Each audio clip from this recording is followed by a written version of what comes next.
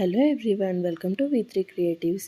నేను ఈరోజు మీకు ఎగ్ మసాలా ఎలా చేసుకోవాలో చూపిస్తాను. దానికోసం ఫస్ట్ ఒక కడాయిలో ఆయిల్ వేసుకొని జీలకర్ర, ధనియాలు, ఆనియన్, టమాటో, పసుపు, సాల్ట్, పచ్చిమిర్చి, అల్లం వెల్లుల్లి పేస్ట్ వేసి కలుపుకోండి.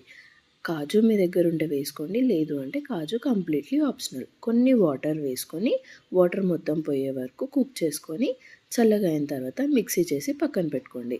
ఇప్పుడు ఇంకో బౌల్లో మనకు కావాల్సినన్ని ఎగ్స్ తీసుకొని బాయిల్ చేసుకోండి.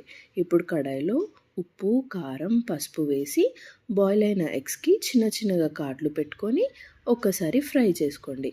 ముందుగా మిక్స్ చేసుకున్న మసాలాని దీనిలోనే వేసి కొంచెం కారం వేసుకొని బాయిల్ చేసుకున్న ఎగ్స్ వేసి సర్వ్ చేసుకోండి. ఇది మీరు కూడా ట్రై చేసి ఎలా వచ్చిందో నా కమెంట్ బాక్స్లో పింక్ చేయండి.